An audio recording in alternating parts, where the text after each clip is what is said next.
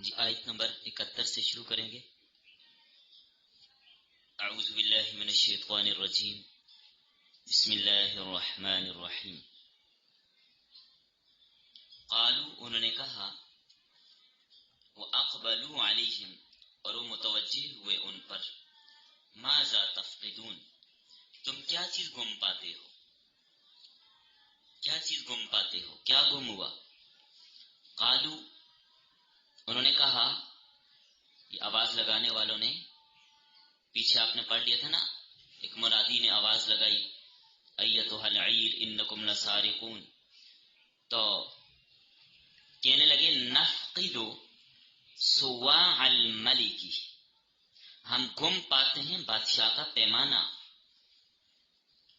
ولمن جاء به جو خود اس کو لائے، ولیمن اس کے لیے ہوگا، جاء به جو اس کو لے آئے، وہ پیالہ جو لے آئے گا، حمل بعیر ایک اونٹ کا بوجھ، یعنی ایک اونٹ کا غلہ ہم اس کو اور دیں گے، یہ اس کا انعام ہوگا جو اس پیالے کو لے کر آئے گا۔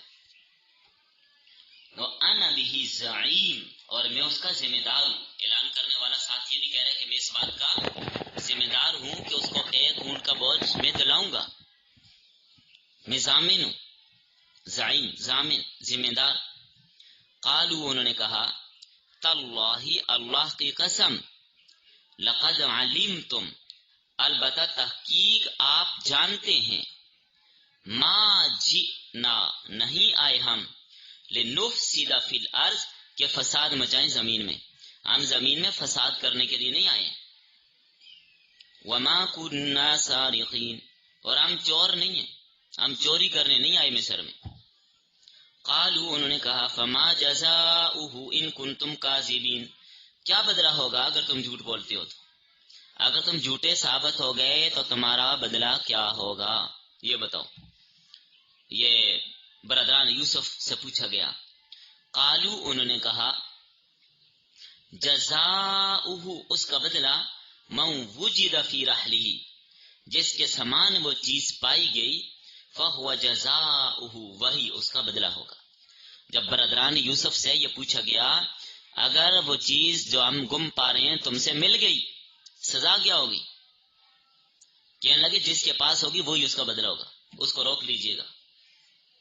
کذالک نجزی الظالمین ہم اسی طرح ظالموں کو بدلہ دیتے ہیں، یعنی ہماری شریعت میں ایسے ہی ہے، ہم ظالموں کو، تو ابراہیم علیہ السلام کی شریعت میں یہی تھا کہ چور سے اس چیز کو جب وصول کیا جاتا تھا تو اس چور کو بطور سزا کے اپنے پاس روک لیا جاتا تھا، 1 سال اس سے خدمت لیتے تھے۔ فبدأ بس تلاشی شروع ہو گئی، فبدأ بس ابتدا کی، تلاشی لینے میں ابتدا کی، بأوعیتہم ان کے سامان سے تلاشی لینی شروع کی، قبل وعاء اخیہ اپنے بھائی کے سامان سے پہلے، سب سے پہلے تلاشی باقی بھائیوں سے، ہیں تو سارے بھائی، لیکن جو حقیقی بھائی تھا اس کے سامان میں تلاشی ابھی ابتدا اس سے نہیں کی۔ کیوں نہیں کی؟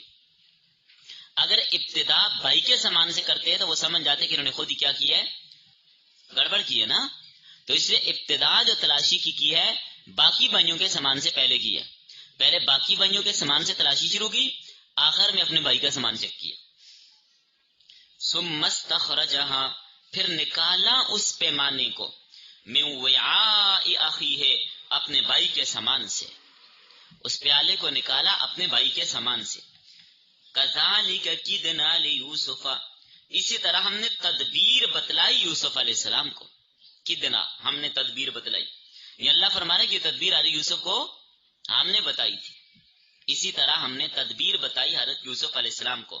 ما کان لیأخذ اخاہ نہیں تھے کہ وہ لیتے اپنے بھائی کو وہ نہیں لے سکتے تھے، فی دین الملک اس بادشاہ کے قانون میں، اس بادشاہ کو جو قانون تھا اس بادشاہ کے قانون کے مطابق، مصر کا جو قانون تھا وہ یہ نہیں تھا کہ چور کو روک لیا جائے، بلکہ مصر کا قانون اور تھا، وہ آگے میں تفسیر میں آپ کو بتاتا ہوں۔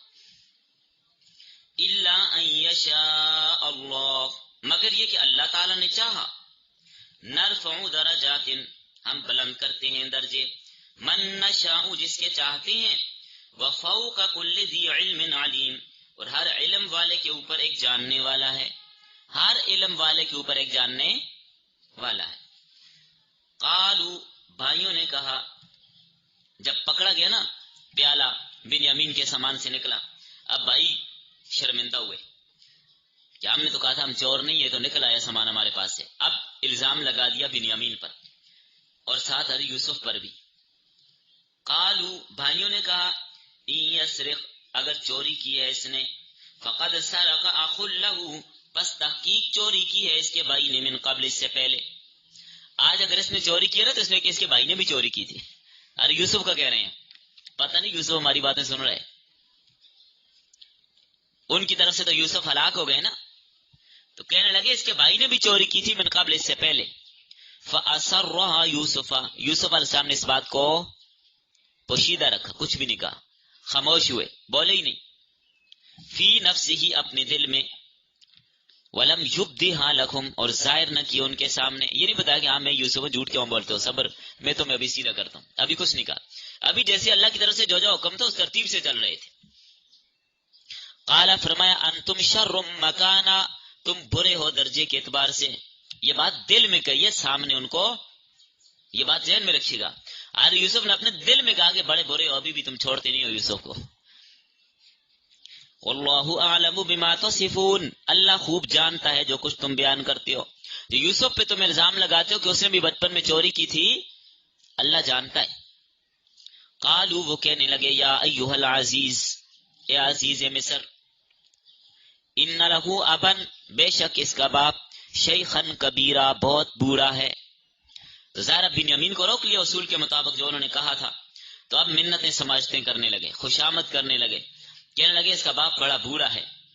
فخذ احدنا مکانہ، پس لے لے ہم میں سے ایک کو اس کی جگہ، یہ واپس دے دیجئے، بنیامین کو ہمیں دے دیجئے، ہم ساتھ لے جائیں، اس کی جگہ ہم 10 ان میں سے کوئی ایک رکھ لیں۔ انا نراک من المحسنین، بے شک ہم دیکھتے ہیں آپ کو نیکی کرنے والوں میں سے، یا خوشامد، ہم آپ کو نیکی کرنے والوں میں سے دیکھتے ہیں۔ قال، فرمایا، معاذ اللہ، یار یوسف فرما رہے ہیں اللہ کی پناہ، ان ناخذ، یہ کہ ہم لیں گے، الا من وجدنا، مگر اسی کو کہ پایا ہم نے، متاعنا عنده، اپنا سامان اس کے پاس، جس کے پاس ہمارا سامان تھا ہم تو اسی کو لیں گے، اس کی جگہ دوسرے کو لینا کیا ہے؟ ظلم ہے، ہم کیوں دوسرے کو لیں؟ انا اذا لظالمون، بے شک ہم اس وقت زیادتی کرنے والے ہوں گے، جس کے پاس سامان تھا اس کو نہ لیں، دوسرے کو لیں، تو یہ کیا ہو گئی؟ زیادتی ہوگی، ہم ایسا نہیں کریں گے۔ بس تو آیت نمبر 79 تک آج کا سبق ہوا، لکھیے۔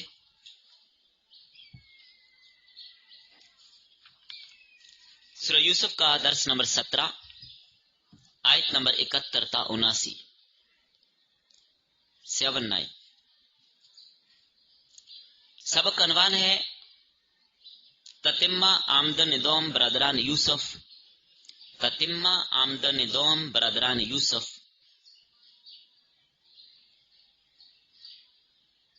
ربط، سابقہ سبق میں آپ نے پڑھا تھا کہ یوسف علیہ السلام کے بھائی جب دوبارہ سامان لینے کے لیے بنیامین کو بھی لے کر آئے، تو بنیامین کو ارے یوسف کے سامنے پیش کیا کہ ہم نے جو وعدہ کیا تھا چھوٹے بھائی کو لانے کا، ہم یہ لے آئے ہیں۔ پھر بہرحال تواضع وغیرہ ہوئی، اس کے بعد سامان رکھا ارے بنیامین کے ساتھ، ارے یوسف علیہ السلام بے تکلف ہوئے، ملاقات ہوئی، بات چیت ہوئی، تو بتا دیا کہ میں تمہارا بھائی یوسف ہوں۔ تو بنیامین بڑے خوش ہوئے، پھر اپنے بھائیوں کی ظلم زیادتیوں کا تذکرہ کیا کہ میرے ساتھ بھی ایسی ایسی زیادتیاں کرتے ہیں، ظلم کرتے ہیں، تنگ کرتے ہیں۔ تو یوسف نے فرمایا میں تمہیں اپنے پاس روکنے کی تدبیر کروں گا، وقتی طور پر یہ ہوگا کہ تھوڑی بدنامی ہوگی، لیکن تم پریشان نہ ہونا۔ تو یہ تدبیر کی کہ جو بادشاہ کا پیالہ تھا اس کو سامان میں رکھوا دیا گیا، اپنے بھائی کے سامان میں۔ تو اس کے بعد قافلہ رخصت ہوا، تو جو ملازم ڈپٹی پہ مامور تھے انہوں نے پیالہ تلاش کیا تو پیالہ نہ ملا۔ انہوں نے اندازہ لگایا کہ اس شاہی مہمان خانے میں صرف یہی کنانی قافلہ جو آیا تھا یہی ٹھہرے تھے، تو غالباً انہوں نے ہی پیالہ چرایا ہوگا۔ تو پیچھے پہنچ گئے، ان کے یہ مصر سے باہر نکل چکے تھے، جا کے انہیں آواز دیا قافلہ والو ٹھہر جاؤ تم چور ہو۔ تو آج کے سبق میں ان کا آگے سے جواب ہے، مکالمہ ذکر کیا گیا. تو انہوں نے کہا جی آپ کیا چیز گم پاتے ہیں، ہمیں چور کہہ رہے ہیں، کیا گم ہوا آپ کا؟ اس کا تذکرہ آج کے سبق میں ہوا، اور اس کے بعد آگے جو واقعہ آ رہا ہے اس کی تفصیل آج کے سبق میں آ رہی ہے. ربط سمجھ آ گیا؟ تو اب اس مکالمے کو بیان کیا. جب یہ آواز سنی برادران یوسف نے کہ اے قافلہ والو تم چور ہو، کہنے لگے تم کیا گم پاتے ہو، کیا چیز گم ہو گئی؟ تلاش کرنے والوں نے کہا ہم بادشاہ کا پیالہ گم پاتے ہیں، بادشاہ کا جو خاص ناپ کا پیالہ ہے وہ ہم گم پاتے ہیں. فرمایا جو اس کو لائے گا اسے 1 اونٹ کا غلہ زیادہ دیا جائے گا. اور اعلان کرنے والے نے یہ بھی کہا کہ میں اس کا ضامن ہوں، ذمہ دار ہوں. غالباً یوسف علیہ السلام کی طرف سے انعام کا اعلان کرایا گیا ہوگا نا، اپنی مرضی سے تو انعام کوئی نہیں دیتا. بادشاہ سلامت نے انعام کا تذکرہ کیا ہوگا تو آگے اعلان کرنے والے نے اعلان کیا. کہنے لگے تم جانتے ہو ہم اس ملک میں فساد کرنے کے لیے تو نہیں آئے، چوری کرنے نہیں آئے، ہم تو غربت کی وجہ سے قحط سالی نے ہمیں بھی متاثر کیا تو ہم آپ کے ملک میں آئے غلہ لینے کے لیے. تو جناب والا ہمارے اوپر چوری کے الزام نہ لگائیے، ہم چور نہیں ہیں، ہم بالکل چوری نہیں کرتے، ہم امانت میں خیانت بھی نہیں کرتے. اور آپ نے ہمارا آنا جانا دیکھ لیا، ہم پہلے بھی آئے ابھی بھی آئے، ہم نے اس سے پہلے بھی کوئی چوری نہیں کی، ہماری دیانت کو آپ لوگ دیکھ چکے ہیں. تو اہل مصر کی حالت کو واقعتاً دیکھ چکے تھے. تفسیر قرطبی نے لکھا ہے جب یہ مصر میں داخل ہوئے تھے برادران یوسف، ظاہر نبی کے بیٹے تھے، جب یہ مصر میں داخل ہوئے تھے اپنے جانوروں کے منہ باندھے ہوئے تھے. اونٹ وغیرہ جن جانوروں پر سوار ہو کے آئے تھے ان کے منہ کے آگے توبڑے باندھے ہوئے تھے. کیوں؟ کسی کی فصل نہ کھا لیں، کہیں کسی کے کھیت میں کسی کے باغ میں منہ نہ ڈالنے، اس لیے منہ بھی باندھ رکھے تھے انہوں نے. تو لوگ دیکھ کر بڑے حیران ہو رہے تھے، بھائی یہ دیکھو یہ کیسے لوگ ہیں کہ انہوں نے اپنے جانوروں کے منہ کے اوپر توبڑا باندھا ہوا ہے. اور رسیوں کی ایک جالی نما ایک منہ کے لیے ماسک بنایا جاتا ہے جانوروں کے لیے، دیکھو گا آپ لوگوں نے، اس کو منہ کے اوپر چڑھا دیتے ہیں کہ جانور کسی کی کوئی چیز نہ کھائے. تو لوگ بڑے حیران ہوئے، دیکھو کتنے امانت دار لوگ ہیں کہ جانوروں کو بھی ان پابند کیا ہوا کہ کسی کی چیز نہ کھائیں. تو امانت مصر والے دیکھ بھی چکے تھے. اور وہ بعض مفسرین نے یہ بھی لکھا ہے، حقیقت اللہ تعالیٰ جانتے ہیں، واللہ اعلم بمرادی، یہ سند ٹھیک ہے نہیں ہے، کہ جو قیمت حضرت یوسف نے جو پہلی بار آئی تھی، جو پونجی لے کر آئے تھے یوسف نے واپس کر دی تھی نا، اسے بھی یہ واپس لے کر آئے تھے اور واپس بادشاہ کو پیش کر دی تھی. تو اس لیے بھی ان کی امانت داری کا اندازہ لوگوں کو ہو گیا تھا. جب منادی کی گئی، انعام بھی ذکر کیا گیا، لیکن دیکھا کہ ابھی کوئی بتا نہیں رہا کہ بھائی میرے پاس پیالہ ہے یا کچھ، پتہ ہی نہیں تھا کسی کو. اپنی طرح سے تو پاک تھے نا کہ ہمارے پاس کچھ بھی نہیں ہے. اعلان کرنے والے نے ذرا انتظار کیا کہ کیا کہتے ہیں، کیا جواب آتا ہے. کوئی جواب نہیں آیا. اس نے دوبارہ اعلان کیا، اچھا یہ بتاؤ جب اگر ہم تلاشی لیں جس کے سامان سے وہ پیالہ نکل آئے جو جھوٹا ثابت ہو جائے، کیا بدلہ ہوگا، کیا سزا ہوگی؟ یہ بھی ارے یوسف کے کہنے پر ہی کیا ہوگا، اس لیے کہ شریعت کو جانتے ارے یوسف تھے، باقی لوگوں کو تو پتا نہیں تھا. ارے یوسف کو پتا تھا کہ ارے یعقوب علیہ السلام کس کی شریعت پر ملت پر چل رہے ہیں، حضرت ابراہیم علیہ السلام کی ملت پر. اور ملت ابراہیمی میں یہ اصول تھا کہ چور کو غلام بنا کر رکھا جاتا تھا. جو چوری کرتا ہے اس کی سزا ہاتھ کاٹنا نہیں تھی، جو چوری کرتا ہے اس کی سزا کیا تھی، اس کو 1 سال جس کی چوری کی ہے اس کا خادم بنا کے رکھا جاتا، چیز بھی لی اور 1 سال اس کی خدمت بھی کرے گا، بھی غلام بنے گا اس کا، یا چیز کی نوعیت کے مطابق ہوگا. تو اسی لیے پوچھا. اب مصر کا جو قانون تھا، چور سے کیا لیا جاتا، مال ڈبل وصول کیا جاتا. مثال کے طور پر کسی نے اگر 1 اونٹ چرایا تو اسے 2 اونٹ لیے جاتے تھے، 1000 چرایا تو 2000 لیے جاتے تھے، یہ اصول تھا. تو مصر کے قانون کے مطابق حضرت یوسف بنیامین کو روک نہیں سکتے تھے، اس لیے انہی سے سوال پوچھا گیا کہ اگر جس کے پاس چیز نکلے تو کیا جزا ہوگی. تو ظاہر ہے نبی کے بیٹے تھے، تو اس نبی کی شریعت میں کیا تھا، جو چور ہوگا اسی کو روکا جائے گا. یہ ضابطہ آپ کو سمجھ آ گیا؟ تو کیا سزا ہوگی جس کے پاس وہ پیالہ موجود ہو؟ کہنے لگے جس کے پاس سامان برآمد ہو جائے وہ خود اس کی سزا ہے، نہیں تم اسے اپنا غلام بنا لینا. یہ ہیلا تھا حضرت یوسف علیہ السلام کی طرف سے حضرت بنیامین کو روکنے کے لیے، انہی کی زبان سے کہلوایا. اب اور کوئی انکار کر بھی نہیں سکتے تھے. خود انہوں نے کہا کہ وہی اس کا بدلہ ہوگا جس کے سامان سے آپ کا پیالہ نکل آئے گا. کہنے لگے ہم ظالموں کو ایسی ہی سزا دیتے ہیں. قافلے کو واپس مصر لایا گیا. مصر سے باہر نکل گئے تھے. مقدمہ بادشاہ کے سامنے پیش ہوا. تفتیش کا حکم ہوا. بنیامین کے سامان سے پہلے دوسروں کے سامان کی تلاشی شروع کی تاکہ ان کو کوئی شک نہ گزرے. شرط کے مطابق جب تلاشی شروع ہوئی پیالہ نکلا بنیامین کے سامان سے. آخر میں اس کے سامان کو تلاش کیا, پیالہ نکل آیا. شرط کے مطابق بنیامین کو غلام بنا لیا گیا. فرمایا اس طرح حضرت یوسف علیہ السلام کے لیے ہم نے تدبیر کی. اللہ فرماتے ہیں کس نے کی؟ ہم نے یہ تدبیر کی. بھائیوں ہی کی زبان سے کہلوایا کہ جس کے سامان سے پیالہ نکلے گا وہی اس کی جزا ہوگی. اب ان کے اپنے اقرار سے طے ہوا, کوئی عذر تو کر سکتے بھی نہیں تھے کہ جی نہ اس کو نہ روکیں, یوں کریں فلاں کریں. اس کا جواب کل کے سبق میں تفصیلاً دیا. یہ جو جمعرات والا جو سبق ہے آپ کے اس سوال کا تفصیلاً میں نے جواب دیا ہے. آپ نے نہ سنا ہو تو پھر الگ بات ہے, تو ابھی آپ دوبارہ سن لیجئے. اب دیکھیں عذر بھی نہیں کر سکتے تھے. مصر کا قانون غلام بنانا نہیں تھا. چور کو غلام بنایا جائے یہ مصر کا قانون نہیں تھا. اسے ڈبل لیا جاتا, بس جیسے میں نے ابھی آپ کو بتا دیا مال مسروقہ کا 2 چاند اس سے لیا جاتا تھا. تو قانون مصر کے مطابق یوسف علیہ السلام نے بنیامین کو اگر روکنا چاہتے تو نہ روک سکتے تھے. اس لیے انہی سے پوچھا کہ چور کی سزا کیا ہوگی, تو ان کی شریعت میں چور کی سزا اس کو غلام بنا کر روکنا تھا. اس لیے بیٹوں نے اپنے یعقوب کے بیٹوں نے اپنے ہاں جو قانون تھا کنعان کا وہ بتایا, جس کی وجہ سے بنیامین کو روک لیا گیا. اصل مقصد تو ان کو روکنا تھا. اب آپ دیکھیے اللہ جیسے چاہے دلا سکتا ہے, جس انداز سے چاہے. تو اس سبق سے معلوم یہی ہوتا ہے کہ ساری تدبیر اللہ نے بتائی ہے.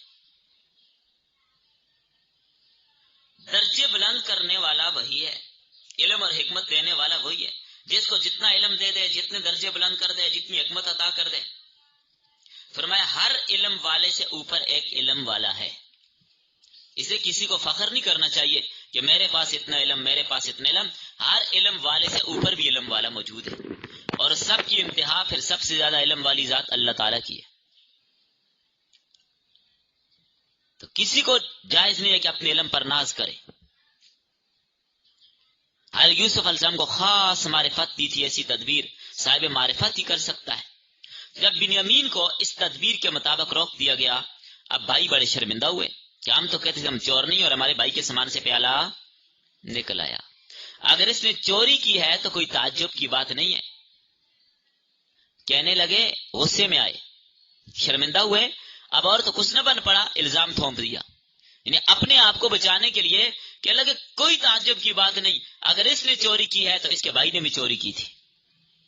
بھائی سے مراد حضرت یوسف علیہ السلام.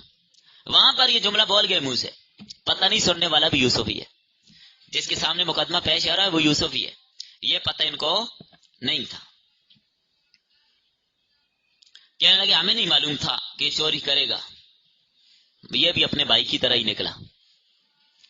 اچھا, اب آپ کے ذہن میں سوال تو آ رہا ہوگا کہ یار یوسف پہ انہوں نے چوری کے الزام کیوں لگایا. اب سوال یہ ہے کہ انہوں نے یوسف پر چوری کے الزام کیوں لگایا, کس وجہ سے انہوں نے کہا کہ اس کے بھائی نے بھی چوری کی تھی. اس بات کو ذرا سمجھ لیجئے. اصل میں یہ بھی ان کا الزام تھا. یہاں پر مفسرین کے بہت سارے اقوال ملتے ہیں. نمبر 1, حضرت یوسف علیہ السلام کی والدہ کا انتقال ہو گیا تھا بچپن میں, تو حضرت یوسف علیہ السلام کو سنبھالا ہے حضرت یوسف کی پھوپھی نے, حضرت یعقوب کی بہن نے, جو حضرت اسحاق کی بیٹی تھی. انہوں نے ان کو پالا. وہ حضرت یوسف سے اتنی محبت کرتی تھی, اتنی محبت کرتی تھی کہ ایک لمحے کے لیے بھی حضرت یوسف کو اپنے سے دائیں بائیں ہونے نہیں دیتی تھی. اتنی محبت کرتی تھی اپنے بھتیجے کے ساتھ. تو جب اصول کے مطابق پرورش انہوں نے کر لی، عمر پرورش کی پوری ہو گئی، تو اب یعقوب علیہ السلام نے واپس کر دیا اپنے بیٹے کو، مطالبہ کیا کہ مجھے اس کو کیا کریں، واپس کریں۔ ظاہر باپ کی بات ماننی بھی تو ضروری تھی، واپس کر دیا۔ لیکن ارے یوسف کے بغیر ان کو چین ہی نہیں آتا تھا، پھپھی کو ارے یوسف کے بغیر چین ہی نہیں آتا تھا، بہت پریشان تھی، ان کی محبت میں بہت آگے نکل چکی تھی۔ ویسے بھی بچپن میں بچے کے ساتھ تو ویسے بھی بہت محبت ہوتی ہے۔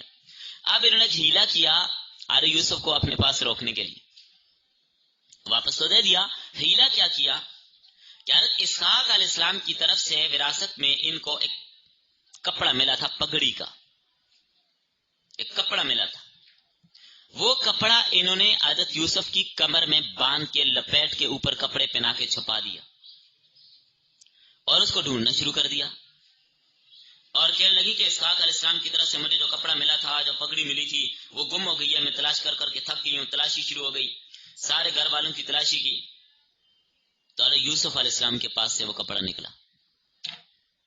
کیا ارے یوسف نے چوری کی ہے؟ یہ تو پھوپھی نے خود ایک ہیلا کیا تھا یوسف کو اپنے پاس روکنے کے لیے۔ جب وہ کپڑا نکل آیا تو اب یعقوب علیہ السلام، ابراہیم علیہ السلام، ان کی شریعت میں کیا تھا کہ جس سے وہ چیز نکل آئے اس کو کیا کیا جائے گا، غلام بنا کے رکھا جائے گا۔ اب 1 سال کے لیے دوبارہ پھوپھی کے پاس ارے یوسف کو رہنا پڑا۔ تو یہ اپنے پاس رکھنے کے لیے انہوں نے ہیلا کیا تھا، ارے یوسف نے کوئی چوری نہیں کی تھی، صرف ان بھائیوں نے شرارت کی، الزام لگا دیا کہ اس نے چوری کی۔ ایک نمبر 2، ایک قول یہ ہے کہ ارے یوسف علیہ السلام کے جو نانا تھے وہ بت پرست تھے۔ نانا کیا تھے؟ تو انہوں نے بت بنائے ہوئے تھے، بتوں کی پوجا کرتے تھے۔ ارے یوسف علیہ السلام نے بھی ابراہیم علیہ السلام کی طرح بچپن میں ہی وہ کام کیا۔ آپ اندازہ لگا لیں، نبی بچپن میں بھی نبی ہوتا ہے، نبوت ملنے سے پہلے بھی نبی موحد ہوتے ہیں، مشرک نہیں ہوتا۔ آپ ذہن دیکھیے، ارے یوسف علیہ السلام نے کیا کیا، نانا کہیں گھر پہ نہیں تھے، دائیں بائیں تھے، ان کے بت سارے چھپا کر توڑ دیے۔ اس بات کو بھائیوں نے کہا کہ اس نے چوری کی ہے۔ آئی سمجھ؟ نمبر 3، ہر یوسف علیہ السلام بڑے سخی تھے۔ بچپن میں بھی گھر میں کوئی فقیر آ جاتا نا، کوئی بھی مانگنے والا تھا، کھانا اٹھا کر فقیر کو دے دیتے، تو بھائی کہتے یہ چوری کر کے ان کو دے دیتے، ہمارے لیے نہیں چھوڑتا اس لیے انہوں نے کہا یہ چور ہے۔ نمبر 4، کوئی مانگنے والا سائل آ گیا، گھر میں کوئی بھی نہیں تھا، گھر میں مرغی تھی، ارے یوسف علیہ السلام نے دیکھا مانگنے والا آئے ہوئے خالی ہاتھ واپس نہ جائے، مرغی اٹھائی اور کس کو دے دی؟ سائل کو دے دی۔ بھائیوں نے کہا اس نے چوری کی ہے، حالانکہ چوری تو نہیں تھی۔ تو اب آج کل تو اس زمانے میں تو سائل یقیناً وہی ہوتا تھا نا جو بھوکا پیاسا ننگا ہوتا تھا، جس پاس ہوتا کچھ نہیں تھا وہی مانگنے آتا تھا۔ آج کل تو سائل بن گیا پیشہ ہے، نہ محنت کریں، نہ مشقت کریں، نہ کام کریں، بس لوگوں نے ایک قسم کی ہٹ درمی اختیار کی ہوئی ہے اور مانگنے کا پیشہ بنا لیا۔ کیا مرد کیا عورتیں، کوئی بازار خالی نہیں، کوئی چوک خالی نہیں، ہر جگہ پر کھڑی، کوئی اڈا خالی نہیں۔ اور یہ مانگنے والے وہ ہوتے ہیں کہ ان کی بڑی بڑی کوٹھیاں ہیں، جی ہاں، مسجد سے دور ذرا کار کھڑی کر کے آتے ہیں، مسجد میں آ کے مانگ کے واپسی میں کار سٹارٹ کی وہ گئے۔ یہاں پر مجھے کسی نے بتایا، یہاں اسی شہر کی ایک فیملی ہے، سعودیہ میں ہے، اور حرمین کے ارد گرد وہ مانگتے ہیں، بھیک مانگتے ہیں، جب سال بعد پاکستان آتے ہیں کاروں میں پھرتے ہیں۔ یہ لوگوں نے پیشہ بنا لیا ہے، تو پیشہ وروں کو مت دیجیے، واقعتاً جو سائل ہیں، حقیقتاً جو مستحق ہیں ان کو دینا چاہیے، پیشہ وروں سے بچیں۔ آج کل تو مہنگائی کا زور ہے، نوجوان لوگ بھی مانگنا شروع کر گئے۔ تو بہرحال اب اس قسم کے سارے افعال چوری تو نہیں ہے نا، بلکہ کیا ہے، اچھے افعال ہیں، اور یوسف کی سخاوت کی علامت ہے، ہمدردی کی علامت ہے، چوری تو ہے نہیں۔ ادھر بت اگر توڑے ہیں تو مشرکانہ افعال ختم کرنے کے لیے کیا، یہ چوری تھوڑی ہے، ان میں کوئی چیز بھی چوری نہیں۔ تو بھائیوں کو غصہ آیا تو کہنے لگے اس کے بھائی نے بھی چوری کی تھی، اور یوسف علیہ السلام نے اس کا کوئی ایکشن تو نہیں لیا، البتہ دل میں کہا تم بڑے بدتر ہو، بڑے برے درجے پر ہو. اللہ تعالیٰ خوب حقیقت کو جانتا ہے کہ چور تم ہو یا یوسف تھے. چور تو تم خود ہو، باپ سے اس کے بیٹے کو چرا کر تم نے بیچ دیا، الزام کسی اور کو لگاتے ہو. چوریاں تم خود کرتے رہے، الزام بھائی کو لگا رہے ہو. تو یہ دل میں بہرحال یوسف نے کہا ابھی بات کو ظاہر کرنے کا اللہ کی طرف سے حکم نہیں تھا. اچھا، بہرحال قصہ مختصر، جب انہوں نے یہ دیکھا کہ بادشاہ سلامت، تو بنیامین کو روک ہی رہے ہیں، واپس جانے نہیں دیتے. اب شروع کی ان کی منتیں، خوش آمدیں، کہنے لگے آپ بڑے محسن آدمی ہیں، بڑے نیک لگ رہے ہیں، بڑے اچھے آدمی ہیں، بڑے با کردار ہیں، بڑے باسیرت ہیں. آپ ایسے کیجئے اے عزیز مصر، اس کا باپ بڑا بوڑھا ہے، ہم آپ کو بڑا نیکی کرنے والا دیکھ رہے ہیں، بڑا احسان کرنے والا دیکھ رہے ہیں، بڑی اچھی شخصیت دیکھ رہے ہیں، اس کے باپ کی خاطر آپ ایسے کیجئے. وہ پہلے بیٹے کی ہلاکت کی وجہ سے بھی اس نے بہت افسوس کیا اور ابھی تک وہ غم میں ہے، لہذا اس کے باپ پر نظر رحمت کیجئے اور بنیامین کو ہمارے ساتھ بیعت دیجئے. ہاں یہ ہے کہ ہماری جگہ، اس کی جگہ ہم میں سے کسی کو آپ اپنے پاس رکھ لیں، ہم آپ کو احسان کرنے والا دیکھتے ہیں، اس کو چھوڑے، ہم میں سے جس کو چاہیں اپنے پاس روک لیں. تو ارے یوسف علیہ السلام نے فرمایا نہیں، ایسا نہیں ہوگا، جس کے پاس سے مال برآمد ہو میں نے اسی کو روکنا ہے، کیونکہ ساری تدبیر اللہ کی طرف سے تھی. اللہ نے اب ملاقات کروانی تھی نا یعقوب علیہ السلام سے، امتحان مکمل ہو رہا ہے. فرمایا کسی دوسرے کو ہم نہیں لے سکتے، کسی دوسرے کو نہیں لے سکتے. ہم بلا وجہ کسی دوسرے پر کیوں ظلم کریں؟ جو چور نہیں ہے، جس کے پاس سے سامان پکڑا نہیں گیا، ہم کیوں اس کو پکڑیں؟ یہ تمہارے دین کے بھی خلاف ہے. ان سے پہلے معلوم کر لیا تو ان کا ہماری شریعت میں یہ ہے، فرمایا تمہارے دین کے بھی خلاف ہے، ہم حکم کے خلاف نہیں کرتے، اگر ایسا کریں تو ظالم ہوں گے. تو بذریعہ وہی یہ ساری بات یوسف علیہ السلام کو بتا دی گئی تھی، کیونکہ نبی پر لازم ہے کہ وحی پر عمل کرے. تو حضرت یوسف کو بتا دیا گیا تھا کہ آپ نے ایسے کرنا ہے، تو اس کی خلاف ورزی تو کر نہیں سکتے تھے، اگرچہ وہ بات ظاہر کے خلاف ہی کیوں نہ ہو. نبی کو وحی پر عمل کرنا ضروری ہوتا ہے، ظاہر کے خلاف ہی کیوں نہ ہو. آگے آ رہی ہے انشاءاللہ سورۃ الکہف، بالکل قریب، بڑا مزہ آئے گا سورۃ الکہف میں بھی. اب آپ دیکھیں خضر علیہ السلام نے جو کشتی کے پٹے نکال دیے، وہ لڑکے کو مار دیا، دیوار تعمیر کر دی، اور 3 کام کے موسیٰ علیہ السلام برداشت کر سکے؟ نہیں کر سکے.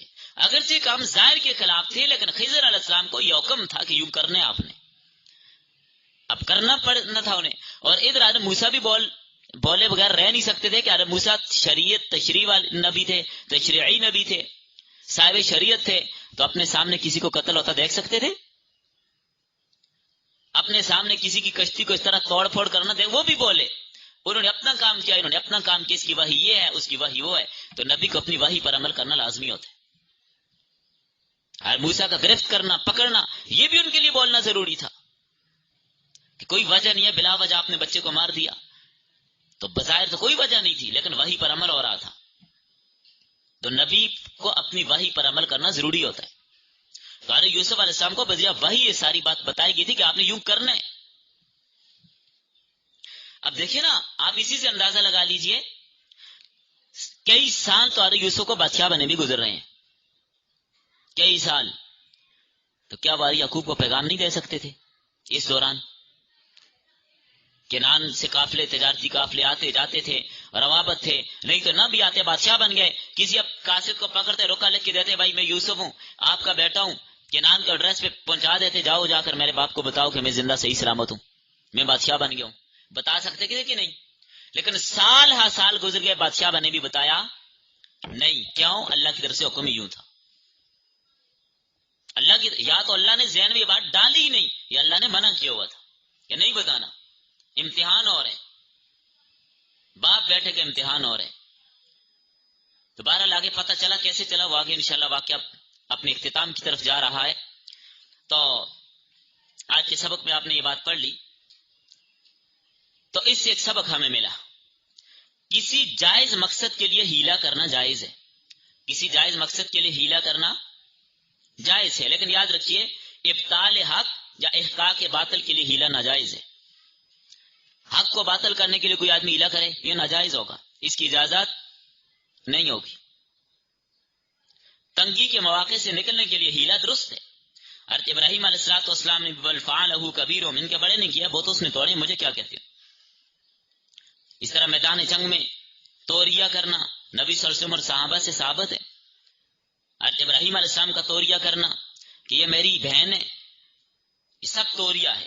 تو اس طرح کا ہیلا کرنا مشکل سے تنگی سے نکلنے کے لیے، جائز مقصد کو حاصل کرنے کے لیے جائز مقصد کے اصول کے لیے. مثال کے طور پر میں آپ کو ایک مثال دے دیتا ہوں. آج کل تو رہن کی یہ کیا کہتے ہیں، اگر کسی نے کوئی جگہ لی ہے اس پر شفا ہوتا ہے. شفا سمجھتے ہیں آپ لوگ؟ پڑوسی شفا کر سکتے ہیں. مثال کے طور پر آپ نے ایک پلاٹ لیا ہے، اس پلاٹ کے ساتھ دوسرے بندے کا پلاٹ ہے، تو اب ساتھ والے کو حق ہے شفا کر سکتے ہیں. یہ شفا کیا ہوتا ہے؟ مثال کے طور پر زید اور عمر دو آدمیوں کے ساتھ ساتھ پلاٹ ہے، ایک زید کا ہے ایک عمر کا ہے. تو اب زید اپنا پلاٹ دوسرے پر بیچنا چاہتے کہ 10 لاکھ کا میں نے بیچ دیا. اب عمر نہیں چاہتا کہ میرے پلاٹ کے ساتھ زید کے علاوہ کوئی اور رہے، کیونکہ زید شریف آدمی ہے، یہی رہے، کوئی اور نہ رہے. تو اب شریعت نے عمر کو حکم دیا ہے کہ پتہ نہیں کون آدمی آئے، کون آدمی کیسا آدمی رہے، یا کس قسم کو کیا ہو کیا نہ ہو، وہ چاہتا ہے کہ جو اور یہاں پر کوئی نہ خریدے، اس پلاٹ کو میں ہی خریدنا چاہتا ہوں، یا کوئی وجہ نہ ہو ویسی بھی وہ چاہتا ہے کہ زید کا پلاٹ میں خریدوں، لیکن زید اس کو بیچ نہیں رہا. اب عمر کو اگر کوئی اور خرید رہا ہے تو عمر کو اس بات کی اجازت ہے وہ شفا کر لے.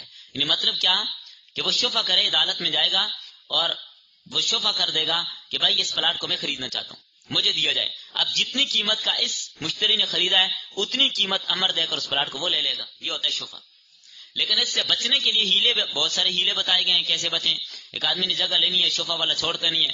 بچنے کا ہیلا کیا ہے؟ تو بیچ میں 1 فٹ جگہ چھوڑتے ہیں، 1 گز جگہ چھوڑ کے باقی بیچتے ہیں.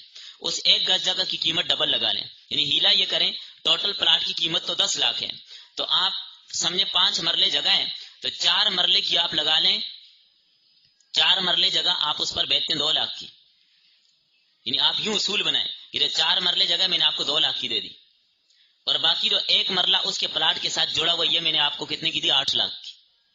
اب شفے والے صاحب دیکھیں گے جو میرے پلاٹ والی جگہ کے ساتھ جڑتی ہے وہ 8 لاکھ کا ایک مرلہ ہے. اب وہ توبہ کرے گا، اب شفا نہیں کرے گا کہ بہت مہنگی ہے.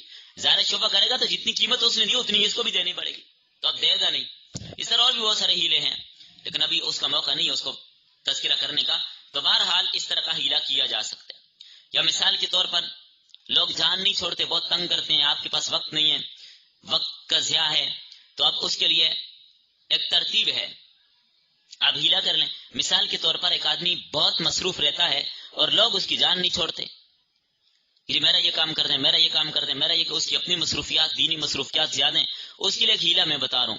ایک ہیلا یہ ہے، مثال کے طور پر اپنے گھر کے ایک کمروں میں سے ایک کمرے کا نام کوئی رکھ دے. مثال کے طور پر اس کمرے کا نام رکھ لیا جائے جی یہ کمرہ کیا ہے؟ لاہور ہے، یا یہ اسلام آباد ہے. وہ اس کمرے میں موجود ہو، تو اب کوئی آدمی آئے پوچھنے وہ کدھر ہے، تو اس کو بتا دیا رہے وہ اسلام آباد میں. سمجھ آ گئی بات؟ یا وہ لاہور میں ہے. اگلا کچھ سمجھے گا لیکن اس کا مقصد اور ہے، تو یہ جھوٹ بھی نہیں ہوگا، ہیلا بھی ہو گیا. آگے سمجھ، یہ ہیلا ہے. تو اس طرح کا ہیلا درست ہوتا ہے، لیکن حق کو ٹھکرانے کی خاطر ہیلے کرنے کی اجازت نہیں ہوگی. اس طرح ایوب علیہ السلام کا ایک ہیلا موجود ہے. حضرت ایوب علیہ السلام نے قسم اٹھا لی تھی اپنی بیوی کے بارے میں، اس کو میں 100 کوڑے لگاؤں گا. پھر اللہ تعالیٰ نے ان کو ہیلا بتا دیا، جس طرح وہ ان کے ساتھ خاص تھا، باقی کسی کے لیے نہیں ہے. کوئی خامن قسم اٹھا لے کہ میں بیوی کو 100 کوڑے ماروں گا، تو اب اس کے لیے تو وہی لگانا، 100 ڈنڈے لگانا ہی ضروری ہوگا. یا ڈنڈے نہ لگائے، قسم کا کفارہ دے، ڈنڈے 100 ڈنڈا وہ بیچاری کدھر برداشت کرے گی. تو حضرت ایوب علیہ السلام کو ہیلا بتایا کہ ایک ایسا جھاڑو لیں جس میں 100 تنکیوں، وہ ایک مار مار دیجیے، بس قسم پوری ہو جائے گی. یہ بھی ایک تدبیر ہے. اسی طرح خیبر سے کچھ کھجوریں آپ صلی اللہ علیہ وسلم کے پاس آئیں، آپ کو بڑی پسند آئی، بڑی زبردست موٹی موٹی تازہ تازہ کھجوریں تھیں. تو آپ نے پوچھا کہ یہ ساری کھجوریں ایسی ہوتی ہیں خیبر میں؟ کہنے لگے نہیں. یہ کیسے لیتے ہیں؟ تو کہنے لگے، میں مفہوم عرض کر رہا ہوں آج کل کی اصطلاح میں تاکہ آپ کو بات سمجھ آ رہے. سا کا تذکرہ کیا، میں کلو کے حساب سے آپ کو بتا رہا ہوں. مثال کے طور پر انہوں نے یہ کہا کہ جی ہم 2 کلو ہلکی کھجور دے کر 1 کلو عمدہ کھجور لے لیتے ہیں. 2 کلو ہلکی کھجوریں وہ دے کر 1 کلو عمدہ کھجور لے. آپ نے فرمایا یہ تو سود ہے. اب ایک ہی جنس ہو، اس میں کمی بیشی کیا ہوتی ہے؟ سود ہے.